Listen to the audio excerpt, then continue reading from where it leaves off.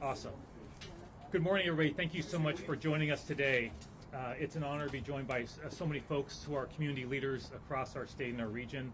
You'll be hearing from a number of them. So the order of the speakers, after I speak, you'll be hearing from United States Representative Pramila Jayapal, King County Executive Shannon Bradock, Seattle Mayor Bruce Harrell, Tacoma Mayor Victoria Woodards, UFCW 3000 President Faye Gunther, and King County Council Chair Gurmai Sahalai. And then we're happy to take any questions that you have. President Trump's activation of the California National Guard over the objection of their governor is deeply disturbing. We're all watching these events very carefully and other events across our country. Washington has joined in support of California's lawsuit challenging the president's actions. We want Washingtonians to know that we are working hard and coordinating closely to ensure that our state is prepared. I'm here today with my fellow elected officials and community leaders to ask the people of Washington State to join us in protecting our state by ensuring that demonstrations over the weekend are peaceful. I support, to put it mildly, the right of people to have their voices heard. I have, like I suspect the people behind me, attended many protests myself. In times like this, it is not just a right that people have to express their opinions about their government. In my view, it's their duty. It's that important. Speaking out against a chaotic administration that repeatedly violates the law is critical to our democracy. But we, of course, must do that peacefully and lawfully. Here's the way I look at it. Don't give Donald Trump an excuse to try to federalize the National Guard here in Washington State like he did in California. He wants to be able to say we cannot handle our own public safety issues here in Washington State. I want to emphasize I've been in very close communication with leaders across our state, city, county leaders, our National Guard, General Welsh, Spokane Mayor Lisa Brown.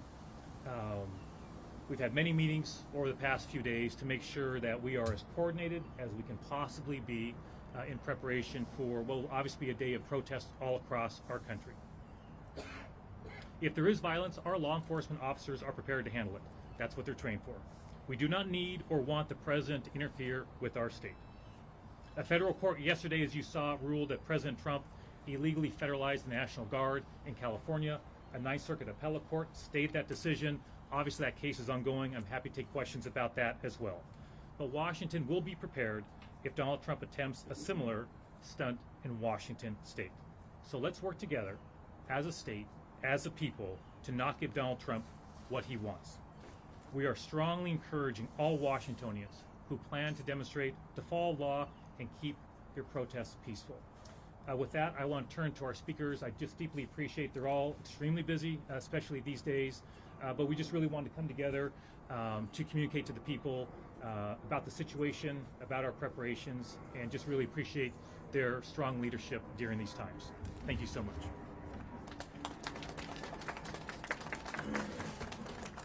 Thank you so much, Governor Ferguson, for bringing us together today and ensuring that we are all coordinated and ready for what may come our way. It's been 143 days since Donald Trump took office, and as of last night, we have a new war abroad and an increasingly authoritarian government in Washington, D.C. that has launched mass deportations, snatching and disappearing people off the streets without due process, and ICE raids that have swept up thousands of immigrants of all legal statuses across the country, including in California and here at home. This is psychological terror that's being inflicted on our families and our communities, and a suppression of any dissent that is a terrifying descent into the beginnings of authoritarianism. We in Congress appropriate funds for the Department of Homeland Security. We have statutory oversight authority and responsibility for what the federal government does, including ICE. And yet the Trump administration has already indicted one of my colleagues, Representative LaMonica McIver, simply for doing her job and conducting an inspection of an ICE facility. And then yesterday, an absolutely horrifying scene for all of us across the Capitol and across the country in Los Angeles, when Senator Alex Padilla, the top Democrat on the Immigration Subcommittee in the Senate, my counterpart, was assaulted, forced to the ground, and handcuffed, a U.S. senator, just as he was asking a question of Secretary Noem. As a very proud naturalized citizen myself, and as the top Democrat on the House Immigration Subcommittee, I deeply understand why people are terrified and furious, both about what is happening right now. And I believe we must continue to stand together and to push back peacefully. This right to peaceful protest is fundamental to American democracy, and it's actually how many of the great battles for justice in our country have been fought and won over history. And I'm proud to live in a state with these elected leaders where that right is respected and where we have shown time and time again that we know how to nonviolently, peacefully protest, placing our hands on that moral arc of the universe and pushing it more quickly towards justice. I'm proud myself, both prior to Congress as well as in Congress, with the late great civil rights hero, Representative John Lewis, to have been engaged in those nonviolent civil disobedience protests. From our history and from around the world, what we know is that nonviolent resistance is actually twice as likely to succeed and in achieving its goals and to be sustained over time. So, as the Trump administration tries its intimidation tactics on us, I urge people to continue your peaceful protests and build our movement of peaceful nonviolent resistance. Let us be smart. The Trump administration is going to continue escalating, going to continue to deploy the military against our own citizens as they did in California. They want us to be afraid and to not come out. They want us to provoke violence. They want a confrontation. They want sensational scenes on television, even if it's just AI created. They want the American people to be afraid so that we don't notice that they're stealing our health care and dramatically increasing the funding for an already out-of-control Department of Homeland Security. They want outside agitators and perhaps planted provocateurs to come in and incite us to their kind of violence. We cannot fall into that trap. Our governor, our mayor, our elected officials are organized. All of us are coordinating. We are ready to protect any peaceful protesters and to make sure that violence is not part of our streets. Let's not let them win. Let's meet their hate and their violence with our peace. Let's make sure that the American public sees clearly who they are and what they're doing. While they are promoting an authoritarian, militarized state, let's show them what peaceful protest, justice, and democracy really look like. Thank you, Governor.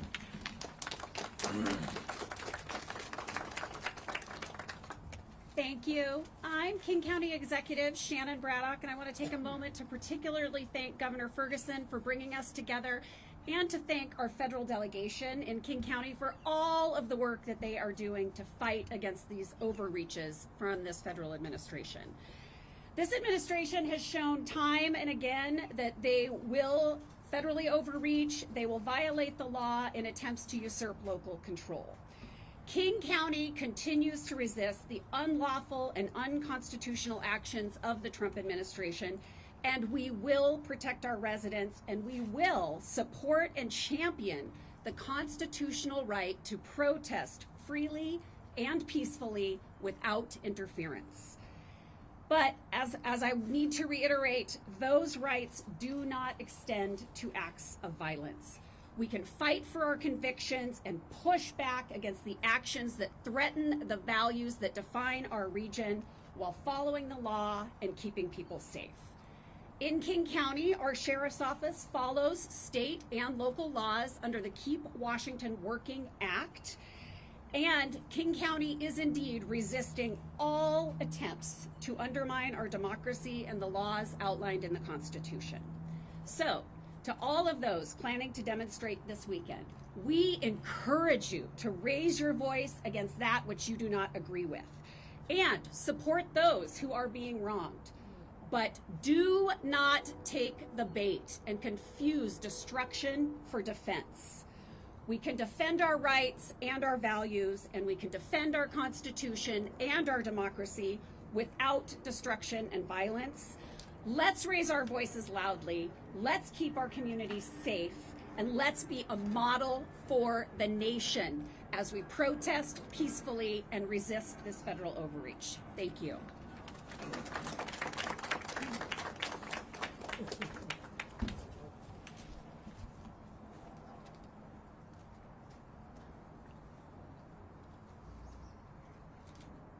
The Trump administration commandeering of the National Guard, the deployment of U.S. Marines against residents, the weaponization of immigration enforcement is an egregious overreach of federal power. And you've heard that term said, overreach, by a few of my colleagues. I want to thank the governor for what I'll call the 3 C's. Communication with both the federal government and our great leadership under our Congresswoman Jayapal, the federal branch, the county branch, the state branch, all of the cities. Constant communication, which is critical during these times where we have to think tactically about how to address a situation like this. Collaborating amongst ourselves, communicating. I always tell my team, you can't over communicate in situations like this. We continue to be unwavering in our support of our immigrant and refugee communities who are an essential part of our city, past and present. And I want to recognize our strong labor partners here that are leading us and partnering with us in this work. Thank you for being here. We are aware of rumors and media reports about tactical ICE teams being deployed in Seattle, but to be clear, as I think we've been on many occasions, the city does not coordinate with ICE, and we do not receive notification from ICE or the Department of Homeland Security about special tactical teams.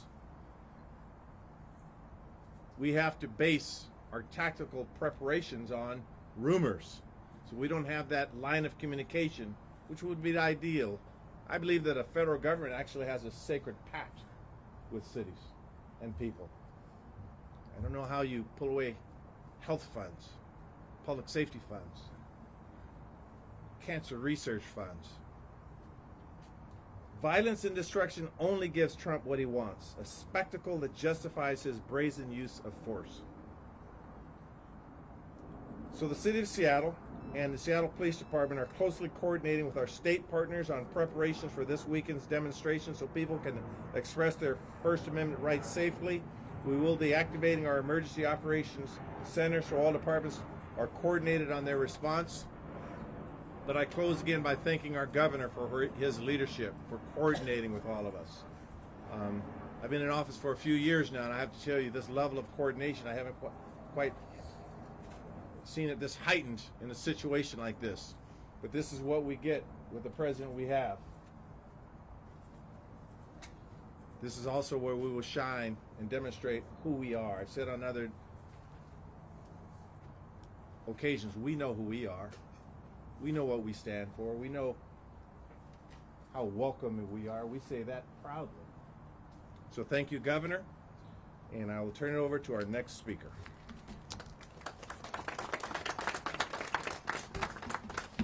Thank you, Bruce, and thank you, Governor.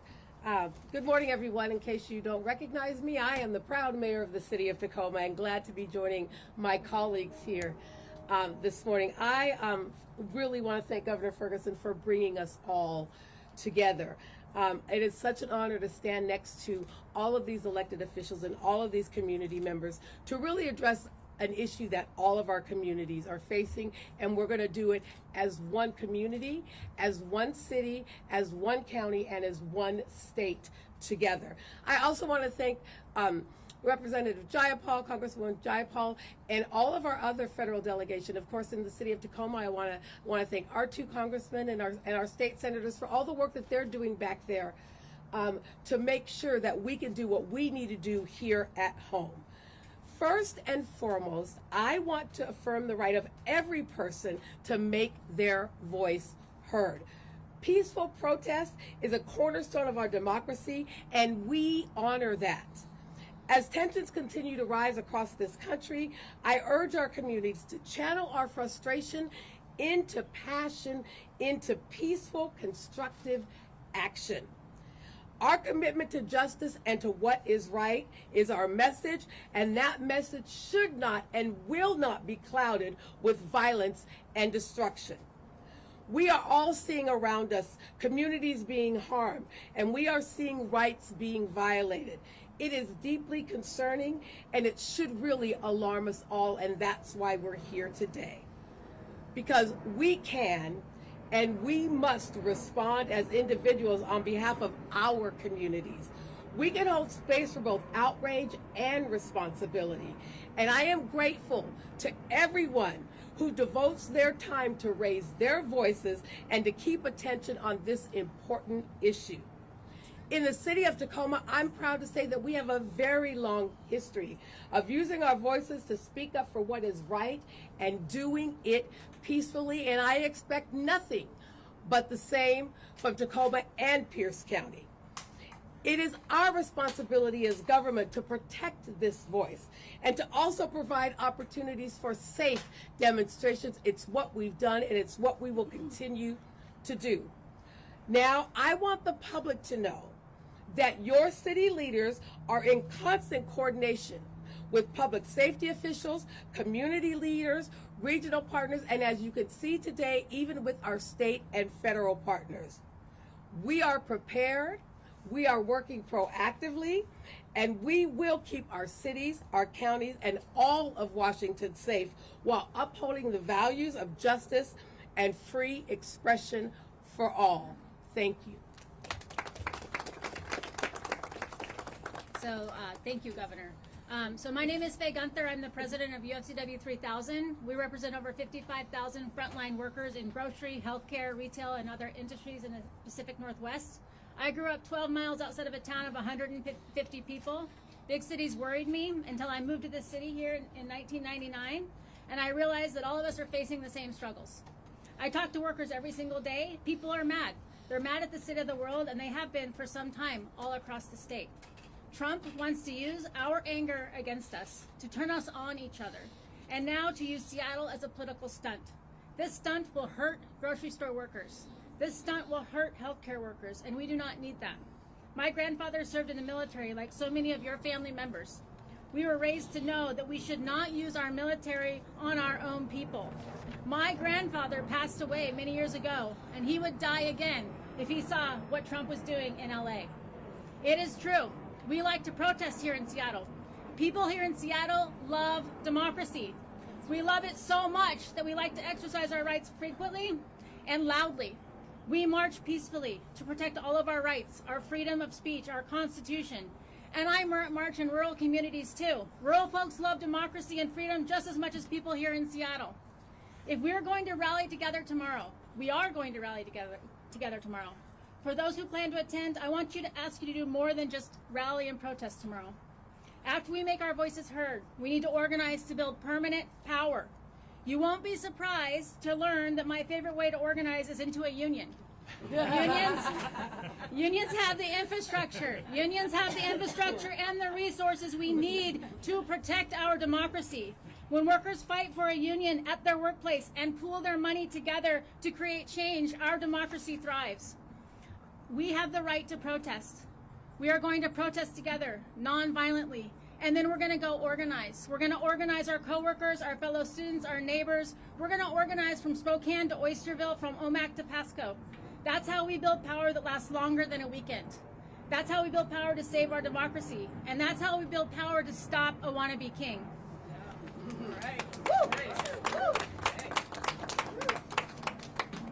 Good morning, everyone. I'm Gurmai Sahalai. I'm the chair of the King County Council, and I want to thank all of our elected partners who are here, our labor partners, and definitely our media professionals who are covering this story and getting this important message out. And the message is very clear. We want to support people's right to protest peacefully. We are in a moment of national crisis, one being fueled and not calmed by the President of the United States. Over the past month, we have seen over and over again that he has escalated threats of mass deportation. He has banned people from several from several nations. He's pushed the boundaries of the law to target vulnerable communities. These actions are not about safety. They are about hate, division, and scoring political points. And when you rip families apart and tear valued members away from our communities, all of us suffer. That's why we're here today, not just to condemn what's happening, but to affirm the constitutional right to peaceful protest. We must protest. We must resist. We must sue. We must advocate. We must vote people out of office who do not represent our values. But as we raise our voices in resistance, let's also remember that protests are not just expressions of anger, they are acts of caretaking.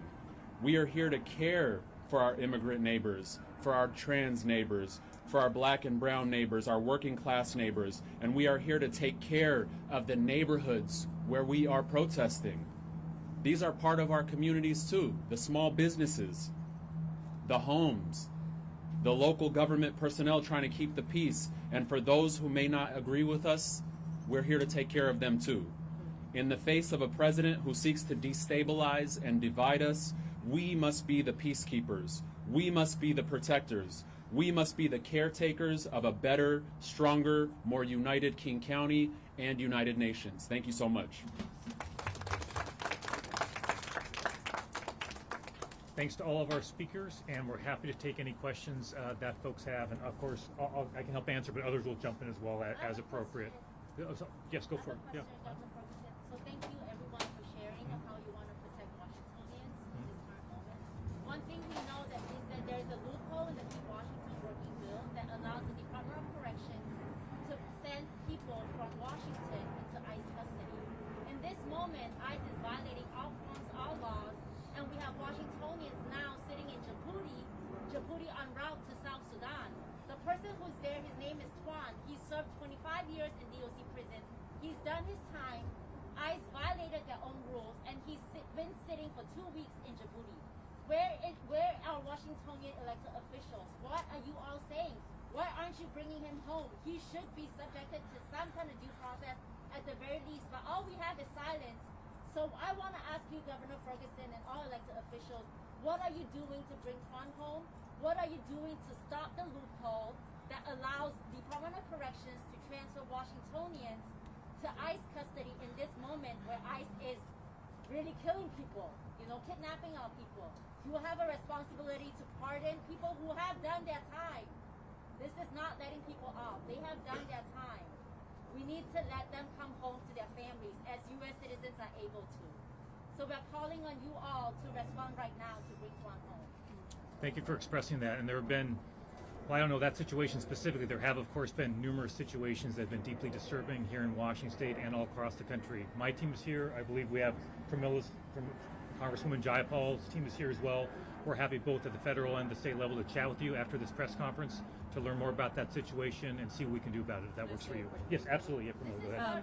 Let me just say a quick thing. I actually conducted a shadow hearing on Friday where we had numerous members of Congress, because we're not allowed to hold hearings on things if we're not the majority party. So we went ahead and just did a shadow hearing, and we actually had the attorneys who are representing that horrific situation where Twan and a number of others were picked up and deported against court orders, by the way, to a third country. They were going to South Sudan, they were diverted to Libya, and then taken to Djibouti and held in a metal shipping container. I have to tell you, this is stunning. So we're happy to coordinate with you on that particular individual, but we are working very closely with the attorneys to try. None of them have had due process. None of them have been able to get in touch with their attorneys, and we're very aware, and I'm happy to speak with you more on that. And while you're doing your shadow hearing, Thanks. change the shackle with the other We understand. So we're happy to chat with you after the press conference if that's okay with you. If you'd like to have that conversation, we'd be delighted to have that.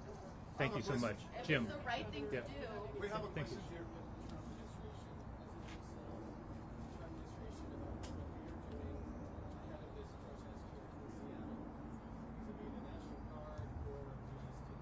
in Seattle. So do you mind repeating the first part of your question, Jim? My apologies. So I'll repeat the questions, folks in here. So the question is, have we had conversations with the Trump administration? I don't believe we've heard anything from the Trump administration. Our end, I don't know, but I'm seeing shaking heads, and I think that's the same for the city as well. And look, to be clear, that is not the way they operate, sharing information. Governor Newsom made it very clear. He had a phone conversation with the president himself, I believe, less than 24 hours before Donald Trump federalized the National Guard. Governor Newsom made it very clear he was caught totally by surprise by that there's no mention of that. So, look, if you can't have a conversation with the president himself, right, and get information, and that's, look, to be clear, that's just true throughout state government on any host of issues. Communication with the federal government is very difficult when we reach out on any number of issues. So I'm not surprised. I can check my team, but honestly, Jim, we've got a lot going on, and frankly, I'd be skeptical of any information I receive from the federal government, to be perfectly honest. If the president himself, in talking to the governor of California, is going to mislead the governor of California directly in a phone conversation, come on. So our job is to focus on what we can focus on right here. That keeps us plenty busy. But look, the federal government has not been helpful, and that's putting it very delicately, okay? That's putting it very mildly. They're escalating the situation. We saw what happened with the senator from California yesterday. I mean, honestly, give me a break, right? Like, that is not our focus right now. And I would take anything they did say to us with a heavy grain of salt. So our job is focus on what we can focus on, make sure we're coordinating, doing everything we can to prepare. Yes, we'll get around everybody. Just one second. Go ahead. It's a busy day tomorrow in Seattle. Not only are there protests, there's the UW tonight's when there's Mariners game. Yeah. 405 is going to be shut down. Isn't this a situation where you need to call for some sort of extra assistance to manage all of that? We think we can handle our situation with the partners that we have reflected here. And look, this is not that unusual, right? I mean, the situation in Washington, D.C. is certainly unusual, but our ability to handle protests here in Washington State, we do routinely. You heard that from other speakers. This is pretty basic to who we are as a people, right? And so that is something we're accustomed to. And I think it's important. That's why, in part, we're here is to communicate we can do this without interference from the federal government. So obviously, as governor, I'm aware of all my options. We all are aware of that. That's why we're communicating. That's why we're having conversations. We're planning for contingencies. All the events you talked about, we're talking about. We're aware of all those things. And that's why we think right now it's more important than ever to make sure we're all communicating to each other in real time, and we'll continue doing that. Question for Congressmember Jayapal. I'm sorry, what's that? I have a question for Sure. Congressmember Jayapal. Can you tell me or tell us what when you saw what happened to Senator Padilla, what did that do to you personally, and what are your thoughts on the lack of any response from Republicans? From who? Republicans. Oh, I don't know how to answer that. Look, we are all struggling to understand the situation. Sometimes I feel like we're in two worlds. There's the world of D.C., where our Republican colleagues, many of whom I've known for my whole 8 years, I came in with Speaker Johnson, say things that I cannot imagine a responsible person in public office would say. And many of us have been attacked personally, not just online, but physically. And so to see LaMonica McIver and then Senator Padilla be tackled like that, I'll be honest, it brought tears to my eyes. Because if you can do that to elected officials who are the ones who appropriate and have authority for your actions, then what does that mean they're doing to regular working people across this country that they are rounding up? And so I think it's been very challenging for me. I got in late last night and I told the governor, this has been a very challenging time because nothing is operating according to our checks and balances. And that is why it is actually really important for people to be in the streets peacefully, but peacefully, because they are dying to provoke a confrontation. And as Faye said, to organize, because at the end of the day, if you have an authoritarian who is not listening to Congress, which is what's happening right now, and who's not sometimes listening to the courts, we'll see, then really the only bulwark against a decline in democratic values is the people. So it's been tough. I'll just say it's been rough, but I'm proud of our state. I'm proud of our governor. I'm proud of our mayor. I'm proud of our labor partners, because we understand that this is a fundamental fight for who we are as a country. And democracies fall very quickly to authoritarians, not over years, but very, very quickly. And we're going to do everything we can to stand up for the people. 1776. Congresswoman Jayapal, your colleague, Anna Paulina Luna. Excuse me. Thank you. Thank you. Fascism and authoritarianism by any means necessary since 1776. Thank Do you, sir. not tell us to stand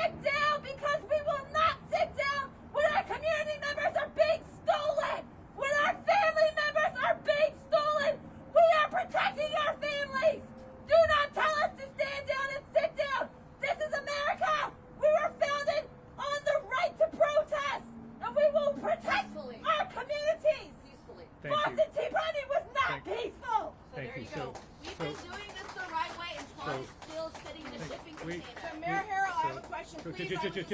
I was assaulted in Seattle. I would like my question answered, please. Just a moment. The mayor will be happy to chat with you afterwards. I'm just going to finish answering the question that we just received, if that's okay. Thanks for asking that question about the senator from California. I'm not a member of Congress, but I'm just going to share a little bit of a perspective as, you know, as an American. There are so many things about that are disturbing. Just one additional, maybe two additional elements to what I think Kimberly covered it pretty well. But the response from the administration, from Secretary Noem after it happened, was to lie about it. They literally said the senator did not identify himself. I'm sorry, I've seen the video. That's right, He did very clearly. Number two, to your point, Congresswoman, you know, if this is what happens to a United States senator, he was escorted into that room. His staff was there with him. If that's what happens to a U.S. senator, being taken to the ground forcibly, handcuffed, in front of public view, imagine what could be happening behind public view. And to your questions earlier, okay, that we're happy to chat about after the press conference. And so that is why we're coming together, because trust me, we feel the same frustrations that many Washingtonians are feeling. But again, I think Mayor Woodards, you expressed it, I think, well, which is the idea of outrage and responsibility together, right? Yep. The outrage, but doing so responsibly. Otherwise, we're simply playing into the president's hands. And, yep. Oh, I'm sorry. Oh, yes, go ahead. I mean, yes. I have two questions. Yeah. They're both good and quick. The first one is, what's the plan to control this group that is very identifiable, that comes to this protest, and they turn him into a chaotic, and that's what people see. Mm-hmm. Is there in any city or statewide plan to control that group? So the question, I'll repeat the question is, to paraphrase your question, I'll do the best I can, is, hey, what efforts are being made to, I think your point is, hey, most people, of course, are there to peacefully protest, but if there's an element there who is not seeking to do that, how do you control that? Look, that is a challenge. I've spoken with the folks here and my team, is that I think is the single biggest challenge. There is no doubt that the overwhelming number of Washingtonians and people across the country who are there to protest tomorrow are going to do so peacefully. That, of course, that is true. It, of course, is also true. We do not completely control every individual who's out there, and some folks may seek that violence. All we can do is make sure we are coordinated, working with our law enforcement partners, communicating very clearly, communicating down to them the desire to make sure we are aware of what's going on, coordinated on our efforts, and also encouraging protesters to help with one another, right? To help as a group to make sure that they're doing everything they can to support the peaceful protests. So we're very much aware of that, of course. As you can imagine, in many of the conversations I'm having with our law enforcement partners, that is a focus of the conversation. We talk about intelligence they're receiving. They're reviewing information as much as they can. I don't want to get into the details of that, but of course we are carefully going through that type of information as well to make sure we're as coordinated as possible. Thank you for that. Yes. Club World Cup is starting this weekend, and Sunday is the first game in Seattle. There has been already public postings that CBP, the Customs Border Patrol, are going to be on the stadiums, on some of the stadiums in the United States, particularly in Miami.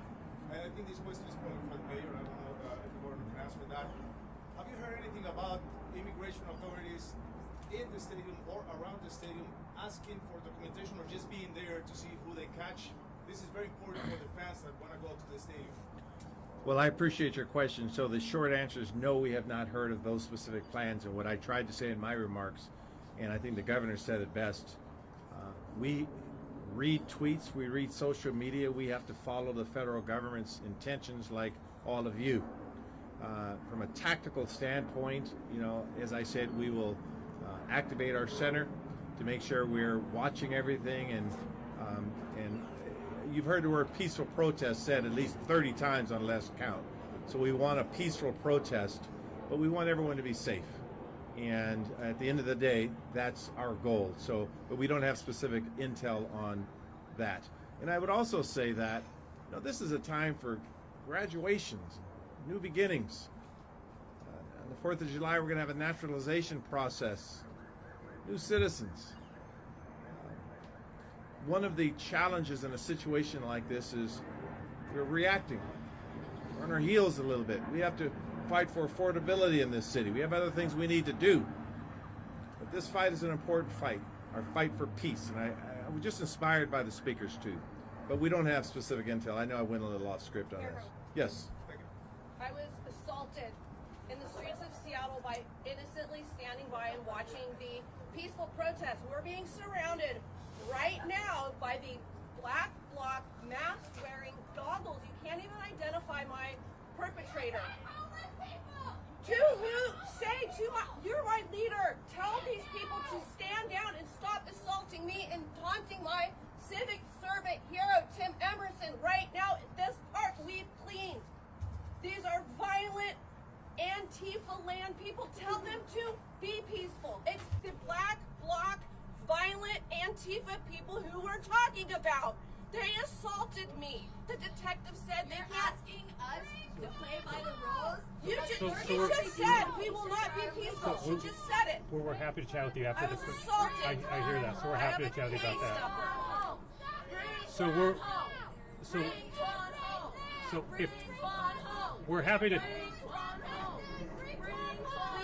if you would, I'd like to answer one more question. So we'd be happy to meet with you if you give us a chance to complete the press conference, and we'd be happy to meet with you. Let's do one more question. Hang on a second. Yes, go ahead. What law enforcement agencies will be present in Seattle this weekend? What mutual aid is in effect, and what kinds of law enforcement will be protecting federal facilities? Where will people be from that we might see after that?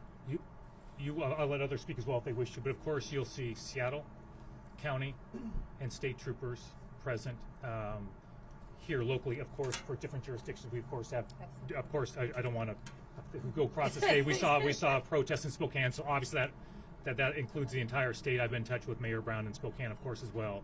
But you'll see those law enforcement individuals available. For federal facilities? We will have law enforcement on the streets available throughout our state. There are protests all across the state. There will be folks available to make sure that we are keeping the peace as much as possible. And so that is a coordination effort that we are working closely with all of our law enforcement professionals. They are in communication. They're talking about chains of command. They're talking about communication. All that is happening in real time. We've had multiple meetings. We'll be having another meeting today, another meeting on Saturday. So I just would want to emphasize there have been numerous conversations that many of us have been involved in directly to make sure we are speaking very directly with our law enforcement leaders, and that is happening, of course, with leaders all across the state. So we thank all of you for being here. We'll be hanging around afterwards if folks have additional questions. Really appreciate you being here. Thank you very much. Thanks, everyone. Appreciate it. Can you please Thanks so much. answer my question about